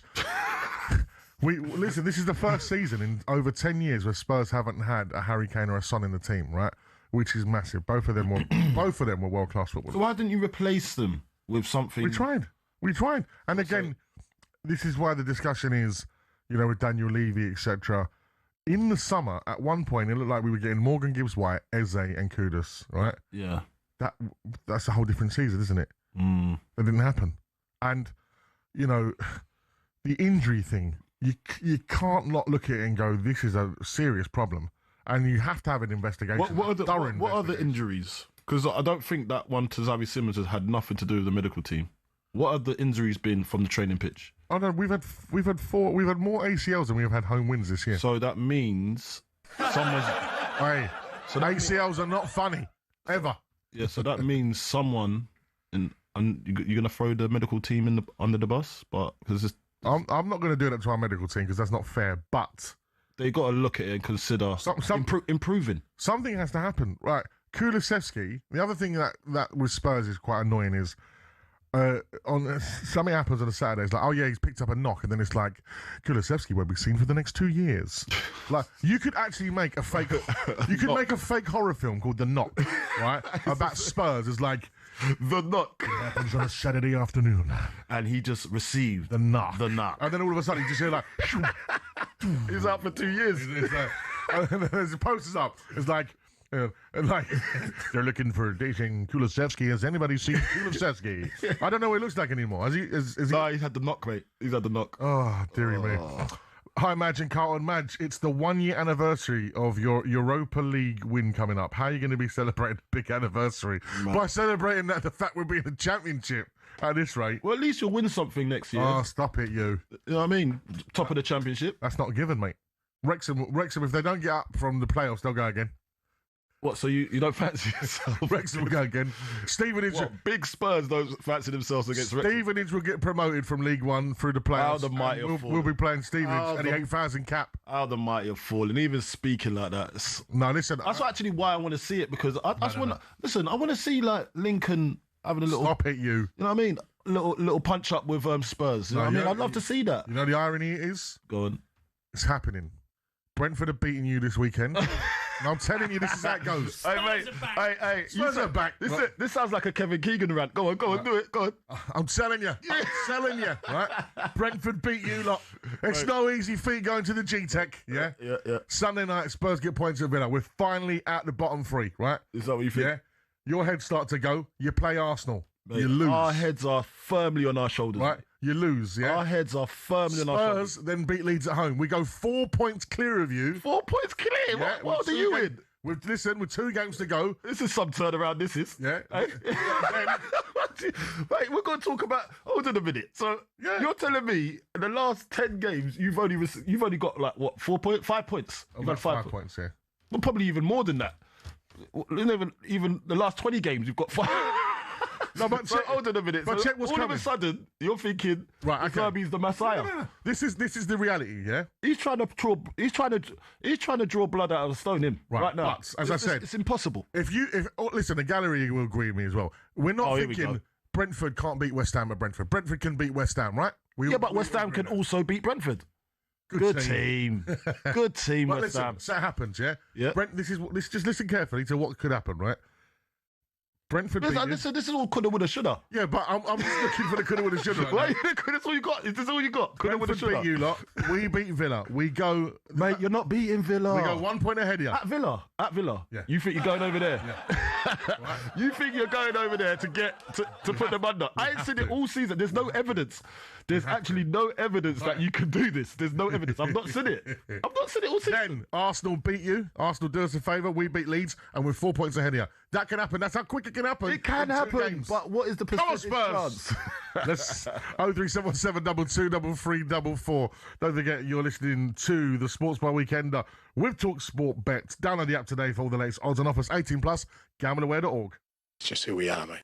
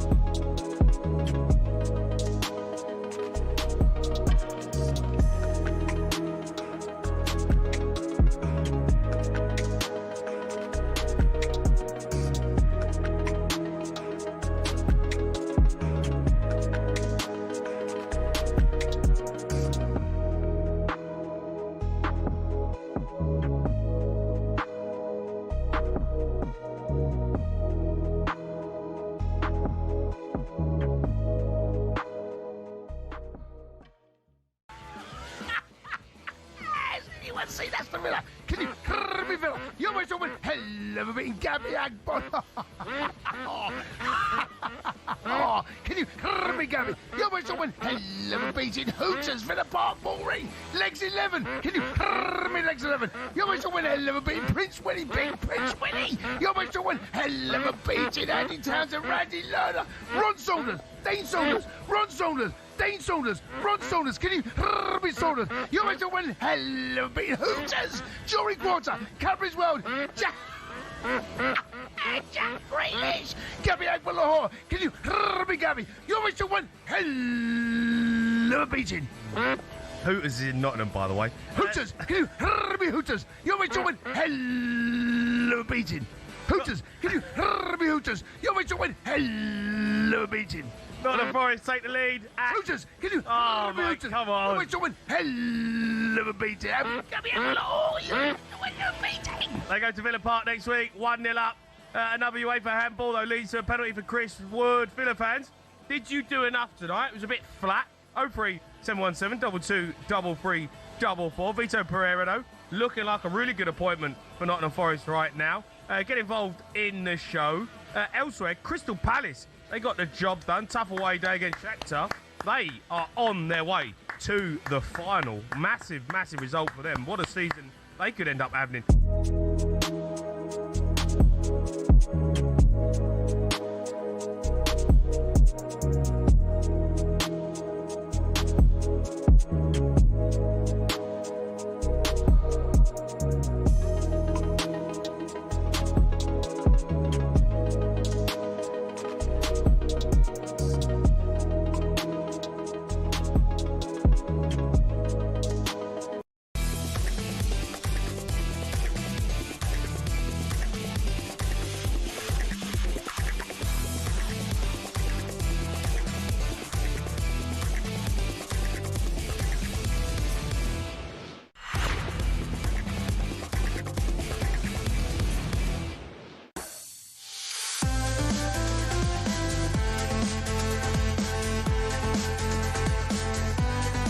What's this cheeky number, Coley?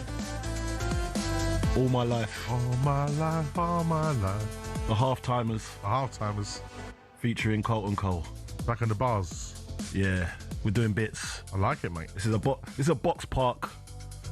Backing off the beers. Just before an England game. Getting lively. Put this on. Nice little warm-up. Come on, after we win, finish it off with this as well. Come on, England. Lovely. It's a lovely starter and it's a lovely dessert. Do you remember one of the hardest shows me and you have ever had to do together? When England went out to France. Do you remember that? Oh, yeah. Oh, yeah. That was hard. That was a hard show. Yeah. We needed this tune to liven it up. This is what we needed. Jack was on the team as well. Yeah. Big team, big show. Big show. It's what people need after Spurs losing Cody and Madge. People just like to see us down, didn't they? It's like, for once, I've got a companion, you know? I've been in the dumps before. You've never felt this, so I can kind of guide you through this. Guiding me, hold my hand into relegation. But what's happening to me right now is just got a bad feeling about it. And it's not about West Ham. It's about you. Oh. Sorry, Madge. You're a great guy. Nice. But I want to see the best for you. But you're just not getting it this time, you know? Is this out yet? Yes, we've done a soft launch, haven't we? We've done a soft launch, but it's going to get... Is it on DSPs yet? That's what I want to know. Well, yes. It'll be available for you to play. Okay, that's good. Yeah? To know. It's available for you. Half-timers, Carlton Cole, all my life. All my life. And we're going to make this an England anthem. Yeah, let's go for it, man. Why not? We need a new one. Well, it's something new. This is a bit of it's a bit of like a Calvin Harris, The Man Are Mixed. Do you know what I mean? I think. Do a remix. Get the Dutch and Graft on there. Yeah, it's got a bit of character, this tune. I'll make it happen. Yeah, so I said, when I was asked to do it by Marco, I was like, yeah, I'm definitely jumping on. Right, it is now time to get all the latest odds ahead of the weekend's game with talkSPORT Bet. Bring it on with talkSPORT Bet. Download the app or visit talksportbet.com for exclusive offers and bonuses. 18 plus, gambleaware.org. Right, I'm hoping that Ryan will be able to make me feel a little bit better because Cody's not having none of it. He joins us on the show. How are you, Ryan? Evening, lads. How you both doing? Rhino. Listen, mate, I've missed you. Where have you been? I've missed you. Life's been getting in the way a little bit. It's been a little bit wedding season. It's been a little bit baby. I had food poisoning as well. Mate. Oh, man, it's life just life. You don't deserve that. That sounds like a film, Ryan. Thanks. I know, life's just lifing. Yeah, you don't deserve it. You deserve the best out of life, Ryan. You're such a great guy. That's so nice. Do you know what? I was thinking you talk about a halftime song there. Could you do a Spurs version? Could the halftime release a Spurs? I think we could do a lot of versions. There's different versions. Going down. Yeah, there's remixes, version. Mate. Going down. I want to see I can't believe all it. the fan bases. Yeah, man. Let's do it. Let's all get on it. That'd be every single fan base talking about how they want to see. The worst song I've ever done is doing that bloody Dr. Spurs song as a joke. It comes back to every time it comes up and they play it like breakfast. I get messages, Madge, your Dr. Spurs song's on again. Animal Close going, it's time to talk about Spurs, they've lost again. Right, listen, help me out here, Ryan. We're going to start with previewing the games on Saturday, and this game's so important to me. Brentford against West Ham. This is where it all changes for Spurs, because Brentford are going to win, aren't they, Ryan? Oh, well, listen, Madge. Well, I can tell you this. I can tell you they're favourites, right? So that's going to make you feel a little bit better, okay? A little bit better. They're just shy of evens right now. But, I mean, you spoke about it. It's been the topic of the show, and quite rightly as well. It won't be easy. It's definitely going to be a tricky game. But if you look at Brentford's recent form, 5 draws and a loss on Monday in their last 6. It's been draw. I don't know, Coley, whether you'd take the draw. I mean, West Ham are 14-5, which would be obviously a huge away win. The draw's 29-10. Would you take a draw at this point, Coley? What's our form, our last 5? What's our form? Do you know? Oh, that is a great question. Shall I have a look for you? Your form is you've got, in the last 6, 2 wins, 2 draws, 2 losses. Oh, we spread them out. We spread them out, haven't we? We have. So that's not bad though. It's better than Brentford, really. But the latest score. So we've had 2 draws and 2 wins lately. 2 wins and a draw in your last 3, right? Yeah. Well, yeah. Listen, I think it bodes well for us. I think we're on the right side of the coin. Would you say? Yeah. I'd say. I mean, I'm even looking at these boosters here. I mean, Brentford to win and both teams to score. It's boosted to 5-2. Yeah. And talkSPORT Bet are also boosting 7 shots on target to Brentford. Like it's 29-10. Like it's gonna be one-way traffic. I don't think it's gonna be like that. No. I'm not gonna lie to you. It's gonna be cagey. It's gonna be cagey. Yeah, I think it will be. The West Ham bias is Bowen, obviously 27-10. You can have a look at him. He's going to be crucial to this fight. I'll be honest. My pick for the Saturday is the score draw in this one. 5 of Brentford's last 6 have been draws. That's ridiculous. Before Monday, it was 5 draws in a row, actually. 15-4 for a score draw. I think that's what it's going to be. And the onus will be on Spurs to get that away win at Villa Park, which, of course, is going to be so difficult. But score draws where I'll go for this one, which I think, at this point, West Ham should be happy with, right? Well, you know what? Like, when you go to a place like Brentford, they're like, nullify, not multiply.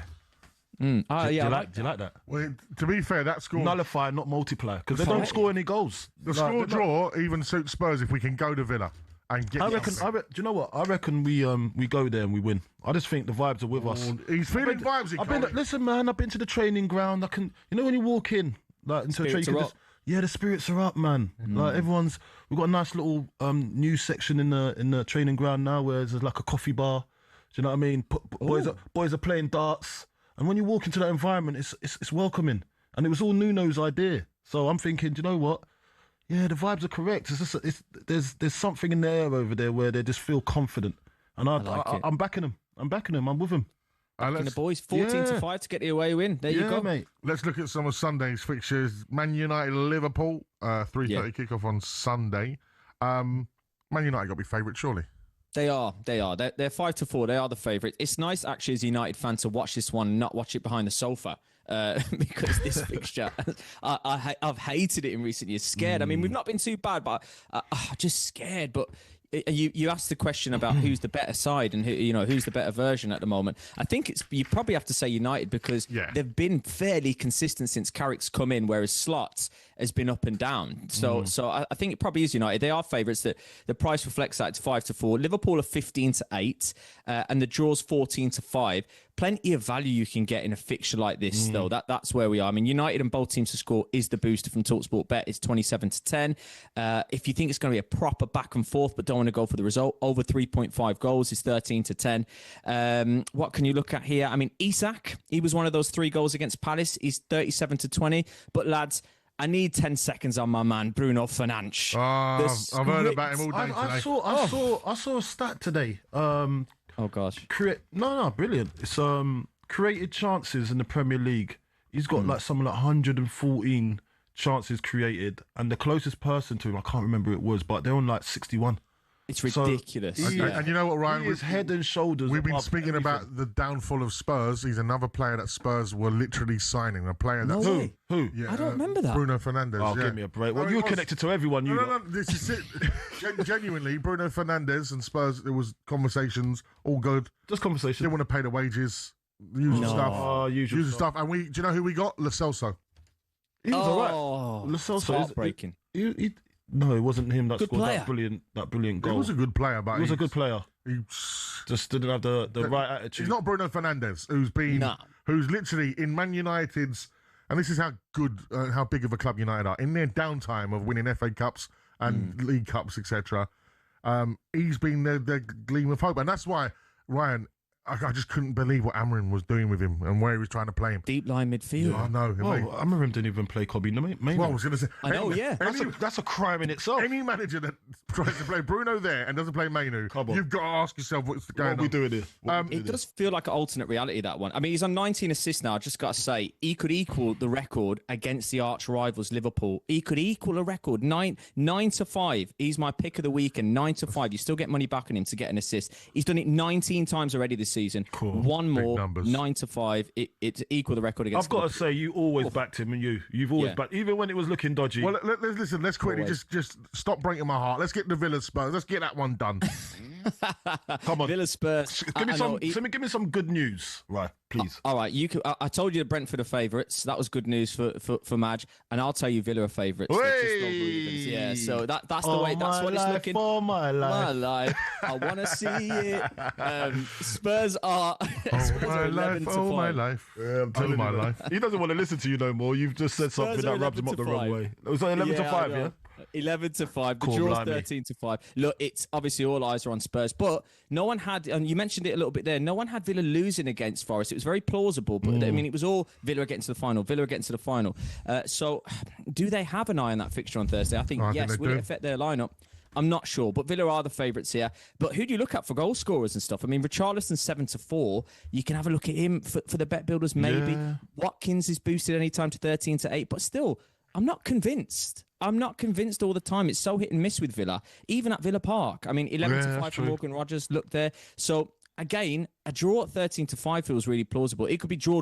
It really could be. I think it's a score draw. I think it's a score draw. None of you told me anything I wanted to know. So, Ryan, as lovely as it is to see you, you've given me nothing. No, lads.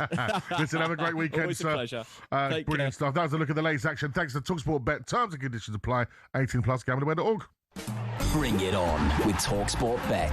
Download the app or visit talksportbet.com for exclusive offers and bonuses. 18+, gambleaware.org. Right, still to come, we are going to Daniel Farke's home country as we go back to the away days with Carlton Cole. It's talkSPORT.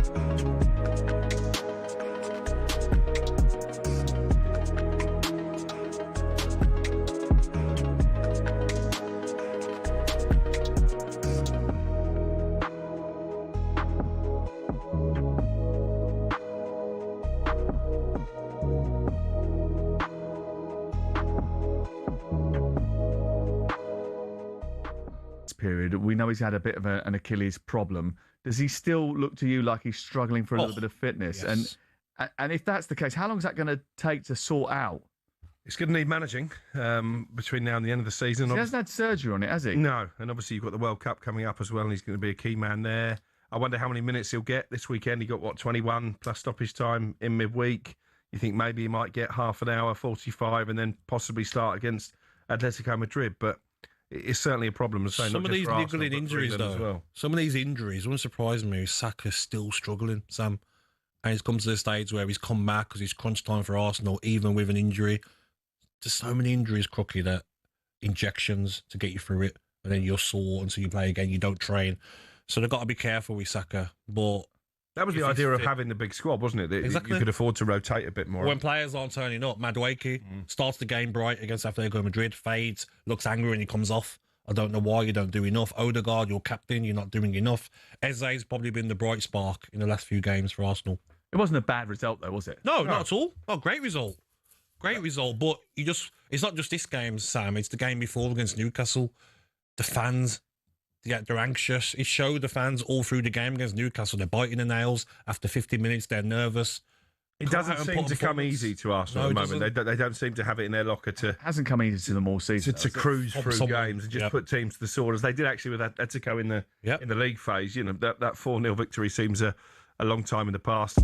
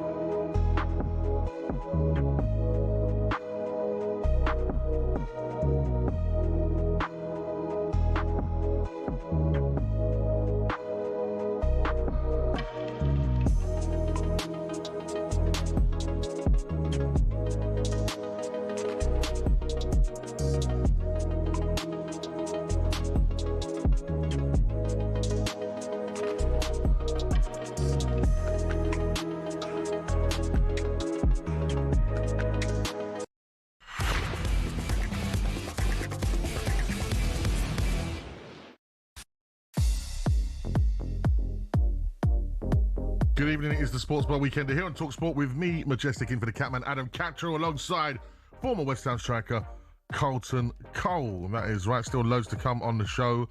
We're going to be talking all things EFL with Adrian Clark later on as well. As listen, Arsenal fans, we're going to be talking about Arsenal and their title contentions and possible double winning the Champions League as well. It's on for Arsenal. It's still on for Arsenal. Yeah, so Look, I think they win something this year, surely. I think they do, unfortunately. Something. Go gets one of them over the line, surely.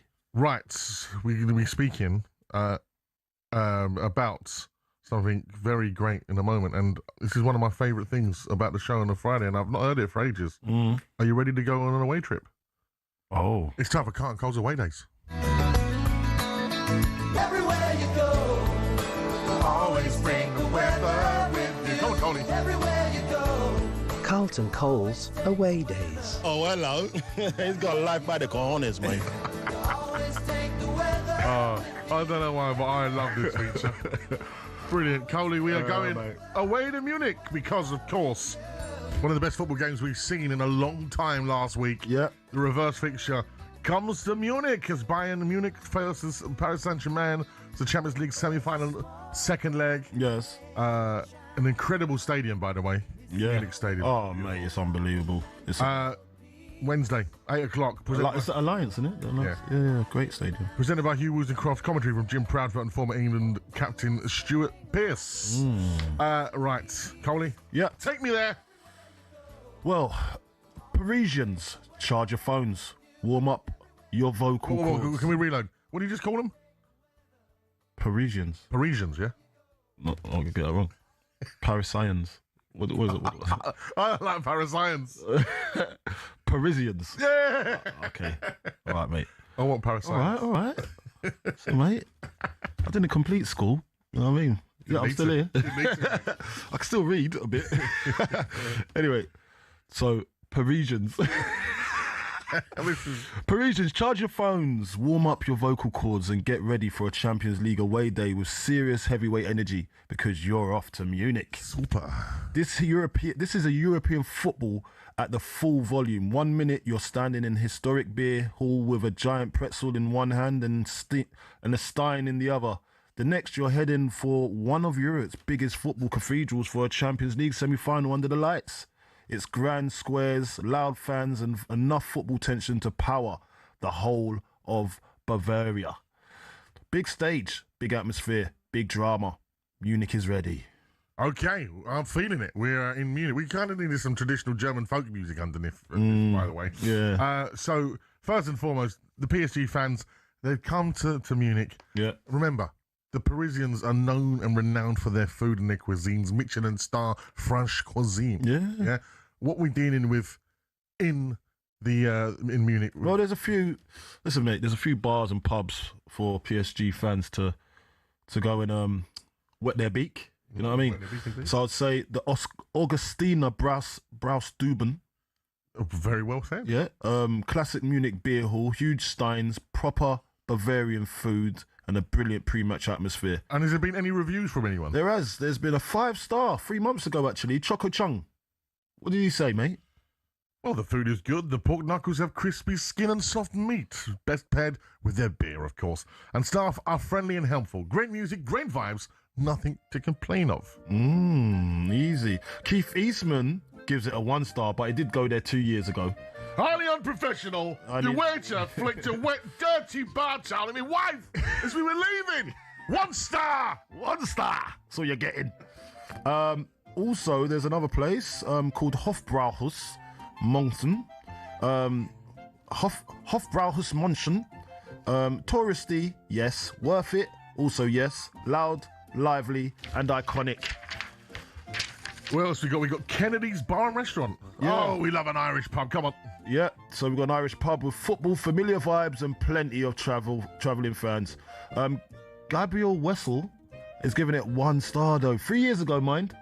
Yeah, it used to be a nice place. Service turned from being nice to super rude. Went there with my grandmother. Took ages until we were served. The waiter shouted at my grandmother for not speaking English. Oh, really? Shouted at her. Oh, that's really rude. 9. Oh, so he shouted at someone for not speaking English in Germany. Right, where are we eating? I'm genuinely... Back out of order, that. Where are we eating tonight? So we're going to eat... well, there's a few places I can recommend. You've got Augustiner Keller. Of course, Augustiner Keller. Yes. Favorites. Where you can get schnitzel, sausages, roast chicken, proper match day fuel. RC... said he's been there for dinner, but he's only giving it a 1 star. Mind you, 11 months ago. Listen, the beer was usual. It was a great experience. The beer was usual. Yeah, it's a great experience, right? The food's embarrassing, right? I had schnitzel that had the taste and the consistency of old shoes. Oh, mate. It should have been schnitzel. Old shoes. Has he tasted shoes before? What does an old shoe taste like? I don't know what that tastes like. RC. Has he been chewing on his shoe? I don't know. Yes. All right. And then you've got a place called Victually Marked. I don't know if I've said that right. Victually Marked. Food market with loads of options, perfect for groups. Then you've got a place called Haxenbauer. Yeah, Haxenbauer. Famous for pork knuckles. Have you had that? You had pork knuckles. Pork knuckle the size of a football. Yeah, so famous for pork knuckles the size of a football. 6 months ago, got a 5-star. The pork knuckle is crispy outside and juicy inside, and it is well prepared. The environment is clean and comfortable, and the food and beers are served quickly. Yeah. There's a 1-star. There's a 1-star. How you go from 5 to 1? Well, Professor Magic. Yeah. What did he say? This place makes you mad. The pork knuckle gets you sad. It's the worst beer I have ever had. He's right, poem. He's right. This place is really bad. This place makes me really mad. The pork knuckles gets you sad. Nah, you can't be leaving reviews like that. Is this not the half-timer's next single? He's doing way too much. Nights out in Munich. He's doing way too much. Anyway, things to do in Paris. So, before the madness, obviously, you go down things to do in Paris. Do you not mean things to do in Munich? Yeah. Whoever wrote this. Yeah, that's I should have noticed that. Things to do in Munich, I mean. Marienplatz, you can go. The heart of Munich. Grand buildings, beer nearby, and ideal for first stop. BMW Museum for petrol heads and anyone avoiding another museum. Olympia Park, great views and a proper city landmark. Right, so this is how we're going to sell it now. Are you ready? Yeah. Hello and willkommen to das Carlton Calls Away Days here in Munich. I'm joined by your host and, Carlton Days, Away Days CEO, Carlton. Yeah. What is the itinerary, Carlton? Yeah, morning, early afternoon, you have to get a coffee and a wander around the Marienplatz. Wunderbar. Yes, and then explore Victually Markt and grab an early lunch. You sound like Steve McLaren. Do I? That would be me speaking. That's what I think Germans speak like. And you know when you speak to anyone from another country, you put on a little bit of twang, didn't you? I do it all the time. I do it all the time. And people always question my sincerity. What about some lunch? Big Bavarian feed at the Augustin Killer or Schneiderbrau's house? And the afternoon drinks, of course. Start at Kennedy's or Taphouse Munich. Super. And for the full Munich experience, move to the Hofbrauhaus or the Augustiner Braustenbühne. Super. And then the pre-match, we're going to head for the U6 and make our way to the stadium. And the last beer is the final chance and final full semi-final nerves. Yeah. And then, of course, it's back to the city for the late-night beers and emotional damage recovery. Yeah. Big game, bigger beers. Yeah. Munich awaits. Yeah. Hurricane. Yeah. Come on to Munich. Yeah. Oh, dearie me. Wednesday. Back to normal programming. Wednesday. Sorry, people listening in. I don't know if you thought this was a tourist. Wednesday, 6th of May, Bayern Munich, Paris Saint-Germain, Champions League semi-final, second leg. It's going to be on talkSPORT. It's Magic Carlton. It is das Sportsbar. Wunderbar Weekender.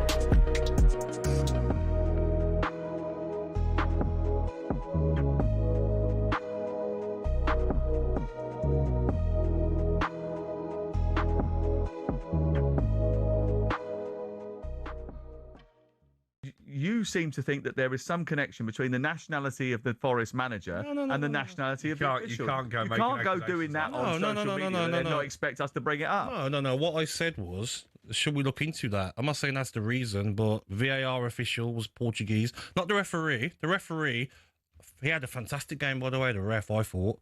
Maybe he didn't see that incident, but for VAR official, his name is Tiago Martins, Portuguese referee.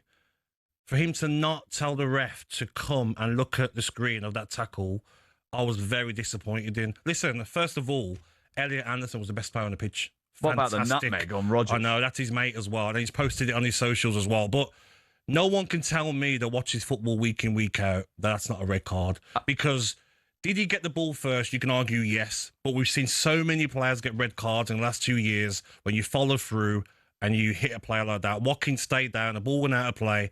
How can the referee not be told to go to VAR? Baffling. I think you're absolutely right, but I also don't think Aston Villa were good enough in the game. Oh, 100%. I'm not making excuses for Villa's performance. Buendia, soft player, not good enough for Aston Villa. Onana, made out of straw. 26 Premier League games you played last season, missed 12 games, played 24 Premier League games this season, injured again.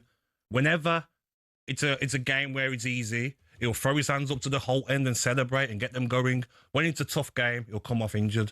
So I agree, missed chances, not good enough, but that is a red card.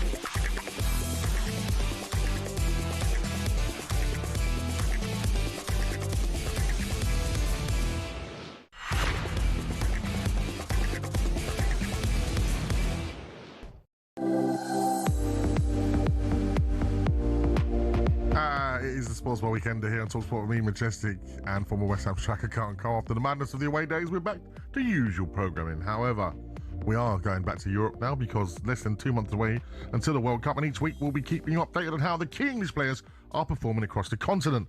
Here's European football expert Andy Brassel on who to look out for this week across Europe.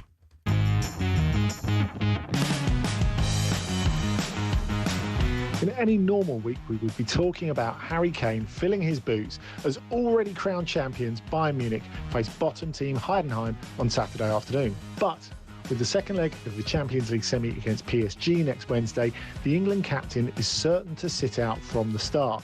It should be noted, however, he has come on as a substitute and scored on the previous 2 Bundesliga match days. Jude Bellingham and second-place Borussia Dortmund go to Mönchengladbach on Sunday afternoon, having already secured Champions League football for next season. In Spain, Marcus Rashford has every chance of continuing in a starting role for runaway leaders Barcelona as they make the tough trip to Osasuna on Saturday night, having scored in last week's victory at Getafe with Lamine Yamal still injured. If Barca should win that game, Jude Bellingham and Trent Alexander-Arnold will go to Espanyol with Real Madrid on Sunday night, 14 whole points off the top. After yet another clean sheet for Fikayo Tomori and Milan last week against Juventus, they go to Sassuolo on Sunday, hoping to get closer to securing a top 4 finish. In France, it's all to play for Ainsley Maitland-Niles and Tyler Morton as their Lyon face Rennes in a straight shootout for a Champions League spot. Marseille, meanwhile, should restore Mason Greenwood to the 11 away at Nantes, having fallen 4 points off the Champions League pace, with more drop points against lowly Nice last week.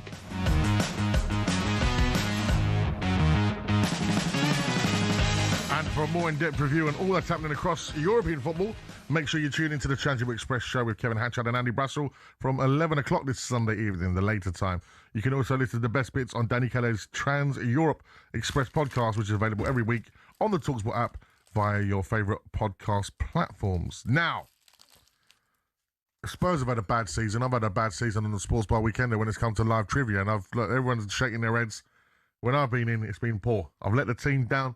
I'm here to avenge, and joining us in the studio, of course. It's been poor for me the last 2 weeks, mate. From you as well. It's who I am, mate. It's just who I am, mate.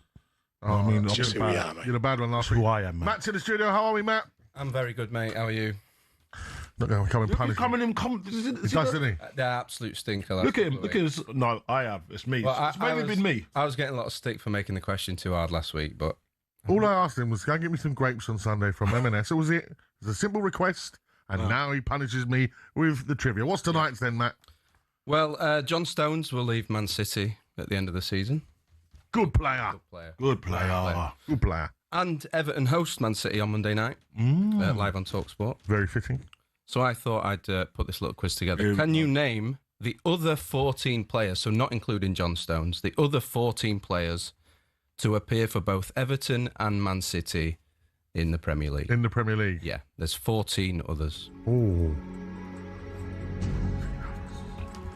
Okay, 03717 2233.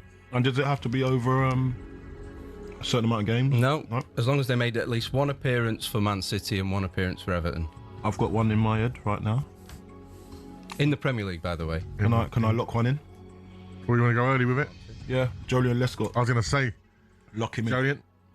Labars. Fellow DJ. Big up to Jolyon. Good DJ. Good DJ. Give me the facts and figures of Jolyon. So, Jolyon Lescott made 220 combined appearances. Who do you think he played more for? Everton or City? I think Everton. Yeah, just 113 for Everton, 107 for City. Yeah, he was a formidable force, he wasn't he? Freak of nature, him. Okay, you've heard it. 03717 223344. And it wouldn't be a Friday without Cole in the shed. How are we, Cole? I'm Majestic Carlton, you all right? How are you, mate? I haven't spoken to you for a little while. What have you got in your hand today, and what are you chugging on? A little bit of bourbon and Coke. Ooh. Oh, you mix it with the Coke, do you? Oh, yeah, I have it American style. Full glass of ice, bourbon and Coke on the top. Lovely, lovely. A little bit of bourbon there. What bourbon you going for? I've gone for Jim Beam tonight. Ooh, Jim Beam. I mean, Jim Beam on a Friday night. Very nice. Jim Beam. It's smooth, isn't it? Jim Beam's actually smoother than I thought. I had some before. It's smoother than Jack. Yeah, it is, definitely. Yeah, but any port in a storm. I've had a busy day spending money, so I thought I'd ring you guys up and talk about take your mind off things. Take your mind off things. Cole, have you got a player for us that's played for both Everton and Manchester City? Have I got a player who Everton and Man City? Crumbs. I haven't. You haven't? No. Yeah, that's not like you. What about someone that's been in the press a lot this week about falling asleep, being maybe drunk? Well, John Stones, obviously. Yeah, but apart from him, the other fella, he was at Villa before. He was at Villa before. Well, yeah, the captain of Man United, Young, which is Young. No. So it's got to be an Everton and Man City. Oh, he did play for that. He did play for City. Yeah, No, sorry. he didn't play for City. I'm giving it to you on the plate. He's got a ponytail. He loves his hair. He's got massive calves. Great calves. Oh well, good. The lad With a G. With a G. United player, City player. That's it. You're there. He's a 100 million pounds transfer fee. Yeah, what a waste of money that was. From he was. I need you to say his name. I'm not just going to keep on. Yay! Lock him in. I was waiting for you to say his name. Well, I tell you, Carl, you see, as soon as I say he's got great calves, he's like, oh, I know you, man. I know you, mate. He's got the best calves in the